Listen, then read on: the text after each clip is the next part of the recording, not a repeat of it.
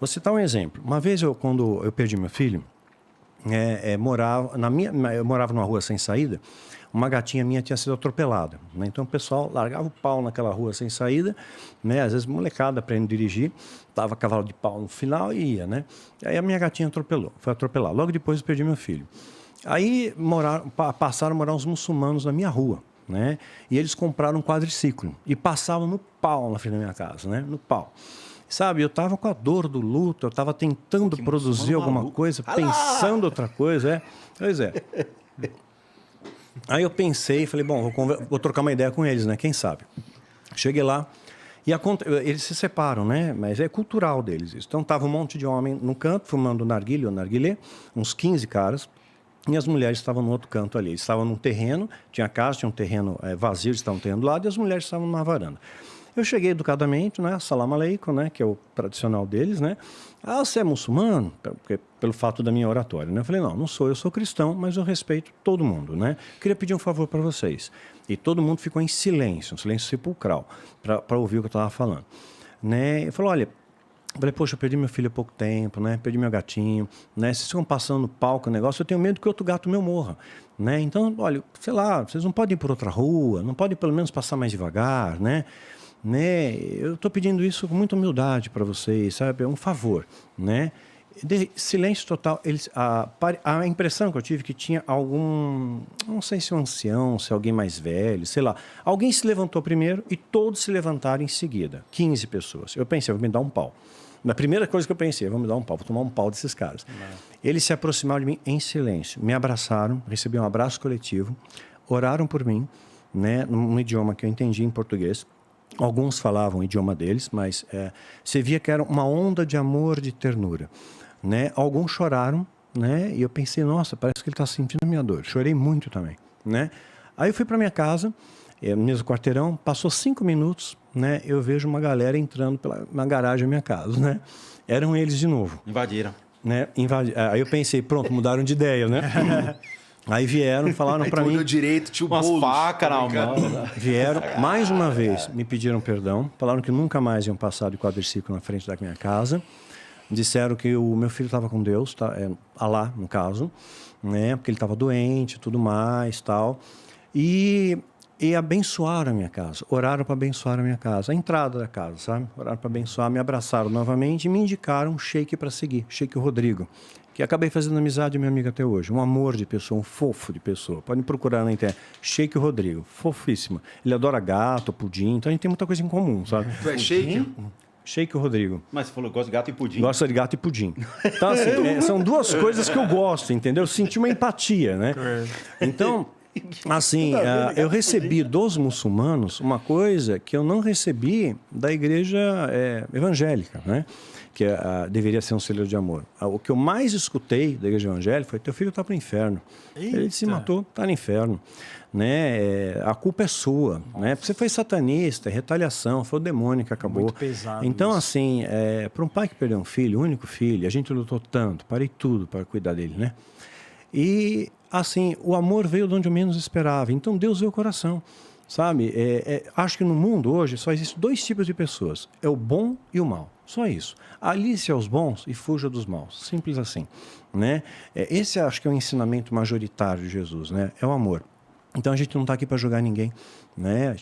Muitos pseudo-cristãos vão chegar lá no céu, e a Bíblia fala sobre isso. Muitos vão chegar diante de Jesus: eu fiz tanta coisa em teu nome, né? Jesus vai dizer: e daí, aparta-te de mim, vós que praticas a iniquidade, não te conheço.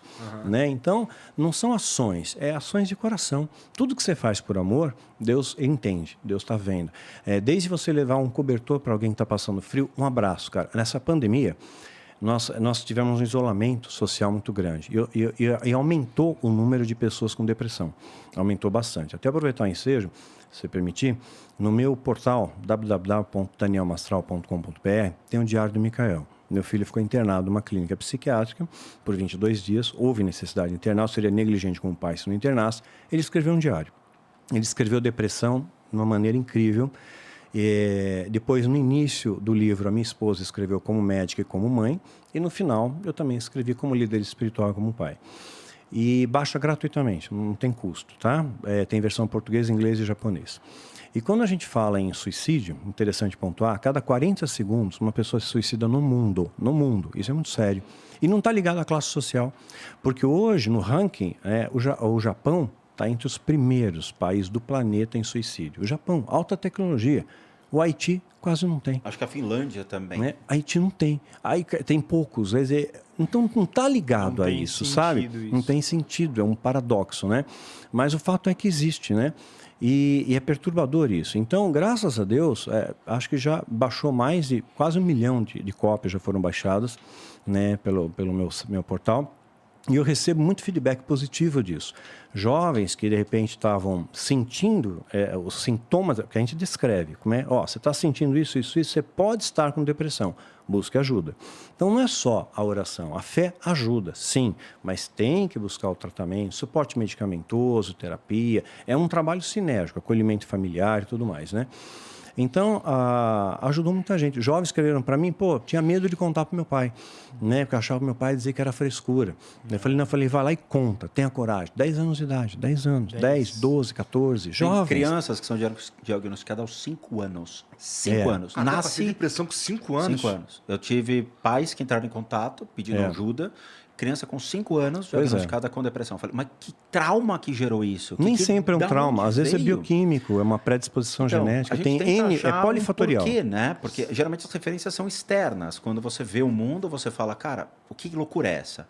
Tem filhos que estão processando os pais porque eles começaram a sofrer no mundo e culparam os pais por terem dado a vida a essas crianças. Sim. Pai, eu não queria nascer, você vai ser processado por isso. E processou os pais. Eu fiz... Porra, isso pra mim é novidade máxima.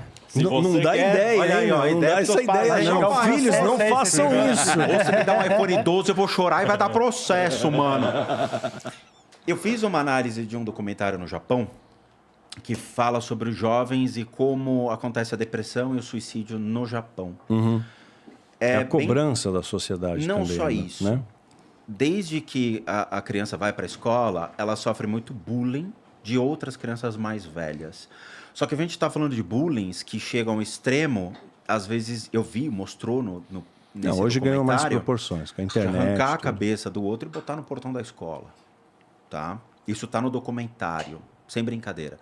É um documentário de jovens delinquentes e de suicidas. Então a criança cresce vendo essas imagens e quando ele se torna realmente uma criança que apresenta dificuldades na escola, ela já entra num segundo plano. Por quê? Porque vão se destacar os melhores. O Japão é muito pequenininho. Então é um território que é caro para você morar e você tem que ser o melhor. Sim, muito competitivo. Se você não consegue, você fica para trás. E aí vem os bullying, vem o assédio, vem a delinquência, surgimento das gangues de motoqueiros no Japão, onde eles assaltam, cometem crimes, matam sem problema nenhum. Eles são instigados a isso, tá? Então, há muito problema com relação a isso. Então, criança de 15 anos sequestrando ônibus com um revólver. No Japão, cara. No Japão. Você fala, o japonês não faz nada. No Japão acontece isso. E aí vem o suicídio, porque não consegue falar para o pai o que está acontecendo. Exato. E a negação da vida. Então, o Japão passa por um critério muito sério. Outras leis são péssimas no Japão. Para jovens delinquentes, assassinos, eles não sabem o que fazer. Você já viu um reformatório no Japão para crianças? É o Clube de Campo São Marcos. É igual. Você chega lá, tem hidromassagem, quadra de tênis, basquete. É um clube. É um clube. As crianças vão com o maior prazer. Ô, amigão, você tá de brincadeira, você vai me deixar quanto tempo aqui? 1 mês. Fácil. Porra. Assalto uma véia e vou ainda pro Clube de Campo São Marcos? Fácil. É sério, sem brincadeira. E os caras falam, vou fazer o que com isso? Sabe, não tem o que fazer. Eu fiz análise do canibal japonês. Cara que, infelizmente, ele era um professor...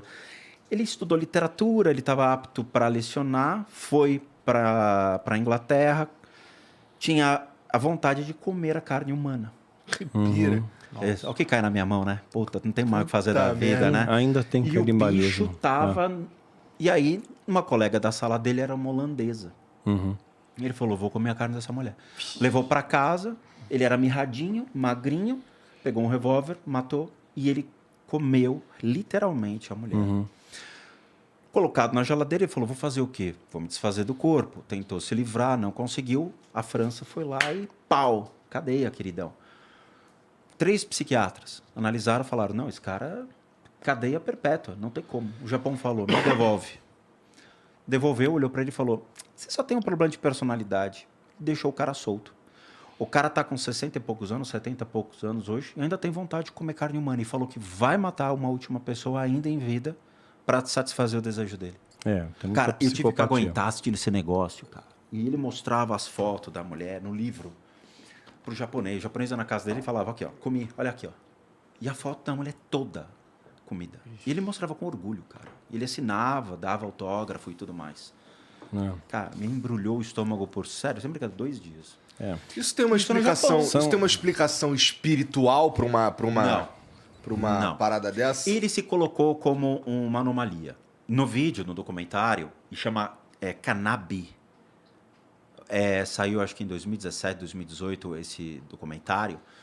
Ele fala que não, ele é uma anomalia. Ele se colocou como uma pessoa fora. Ele falou, eu sou um ET, um extraterrestre, eu não me considero um ser humano. Ele não tem compaixão por ninguém, ele não tem afeição por ninguém. É a característica de um psicopata, tinha que estar E é reação contido. química puramente. A minha análise, tá? Bioenergia do cara. Tem algum obsessor que vai fazer ele comer carne? Não. Nesse sentido, carne humana? Não. O que acontece é o ápice do impulso sexual. Veja, todos nós somos animais em parte. Nós temos o instinto sexual muito forte. Principalmente jovens. Então, quer se procriar, fica na perninha ali, né? Tudo bem. Beleza. Né? Esse ápice, se você não libera, ele vai potencializando e vai gerando desequilíbrios.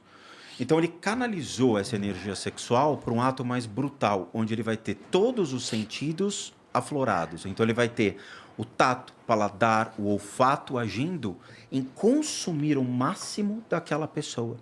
Então, experimentar o sangue humano, a carne humana, é uma deturpação do prazer sexual dele. Caralho. É um Isso é máximo. muito maluco, né? Sim. E o cara foi fazer o filme pornô. Chamaram ele pra fazer um pornô. O Amy White? Não, tô brincando. Aí sim. Aí, susto. Não, e ele falou, eu vou contar, eu sou honesto, vou falar com a menina que eu sou um canibal. Aí ele passou o dia esquisito. fazendo as gravações com ela, chegou no final, ele sentou, então esse aqui é meu livro. Eu escrevi um livro para contar minha história, essa aqui é a mulher que eu comi. A mulher se fechou inteira, começou a tremer, falou, peraí, você literalmente mastigou essa mulher? Sim, essa perna aqui estava deliciosa. E mostra.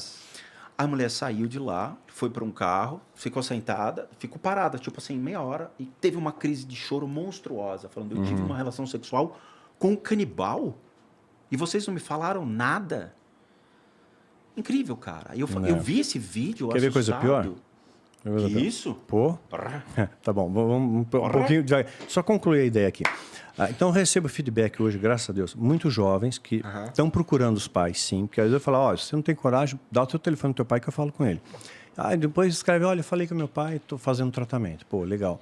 Outros escreveram para mim e falaram que estavam no alto do edifício, assim, em construção, né? Já tinha bebido tudo para tomar coragem, para se atirar, mas ele já tinha lido o diário do Michael.